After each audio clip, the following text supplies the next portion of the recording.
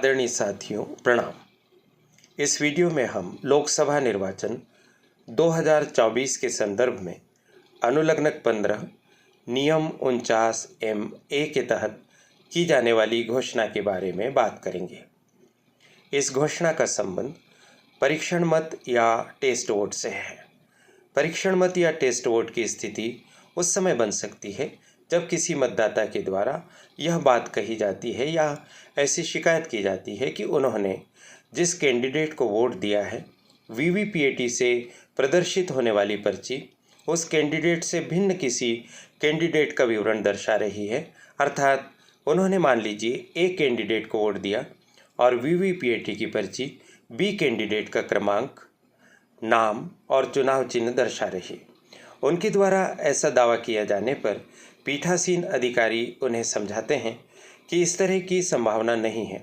इसके बावजूद भी यदि मतदाता अपने विचार पर अडिग रहते हैं, तब उस मतदाता के समक्ष मतदान मशीन की निष्पक्षता और सही कार्य संचालन की स्थिति को सिद्ध करने के लिए उन मशीनों की परीक्षा की जाती है और ऐसी परीक्षा के लिए एक वोट डालकर देखा जाता है। ऐसे ही वोट को साथियों टेस्ट वोट या परीक्षण मत कहते हैं। जब मतदाता द्वारा अपने दावे पर अडिगता प्रदर्शित की जाती है तो फिर टेस्ट वोट की प्रक्रिया शुरू होती है। टेस्ट वोट की प्रक्रिया शुरू करते समय सबसे पहले ऐसे मतदाता को एक घोषणा करनी होती है। इसी घोषणा को हम नियम 49(a) के तहत घोषणा के नाम से जानते हैं।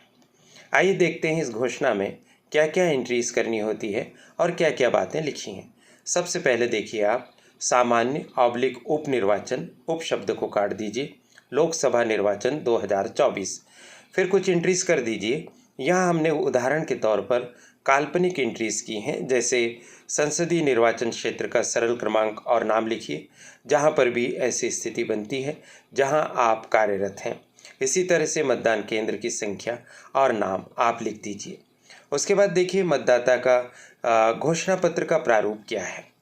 पहले इसमें शीर्षक लिखा है निर्वाचन संचालन नियम 1961 के नियम 49(a) के तहत। 2 पॉइंट है साथियों इसमें।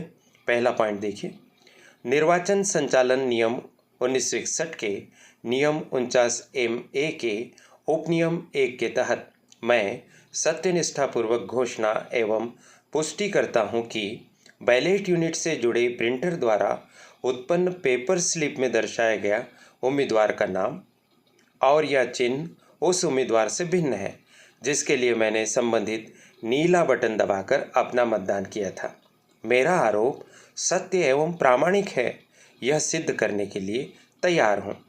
अब दूसरा बिंदु देखिए साथियों, मुझे ज्ञात है कि आईपीसी पीनल प्रावधान की धारा 177 के तहत दंडित होने, जिसमें कारावास जिसकी अवधि 6 माह तक बढ़ाई जा सकती है अथवा अर्थदंड जिसकी राशि रुपये 1000 तक बढ़ाई जा सकती है अथवा दोनों के लिए मैं स्वयं जिम्मेदार रहूँगा। यदि उक्त बिंदु 1 में मेरे द्वारा की गई घोषणा, जो कि पीठासीन अधिकारी नियुक्ति आरपी एक्ट 1951 की धारा 26 के तहत गलत पाई जाती है।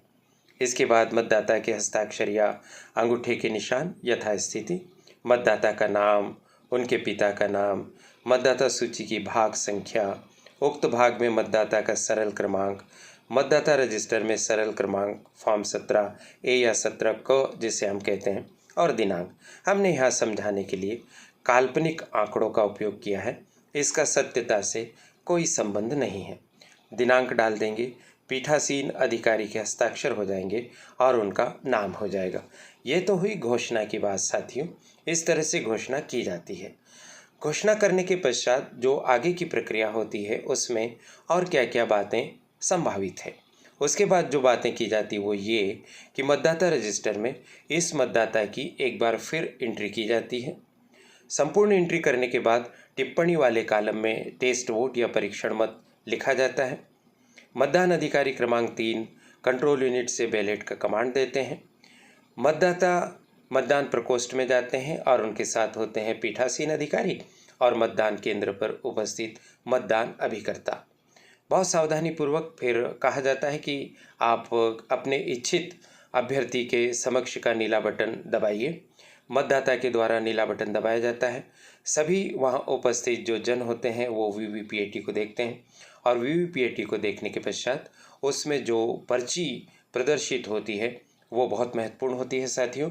इस तरह के प्रकरण में यदि मान लीजिए वही पर्ची प्रदर्शित हुई जो अभ्यर्थी ऐसे मतदाता के द्वारा चुना गया उसी का क्रमांक, नाम और चुनाव चिन्ह है, तो इसका मतलब है कि मतदाता परीक्षण वोट में विफल हो गया और ऐसी स्थिति में उन्हें पुलिस के हवाले कर दिया जाता है और उसके बाद वो कानूनी कार्रवाई का सामना करते हैं। तो साथियों, इस तरह की स्थिति बनने की संभावना बिल्कुल भी नहीं है और फिर भी यह जानकारी के लिए आपके पास यह जानकारी देते हुए वीडियो हमने भेजा है।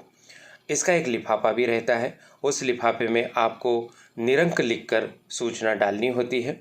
तो ये आपने समझ लिया। आशा है इससे आपकी जानकारी में वृद्धि हुई होगी।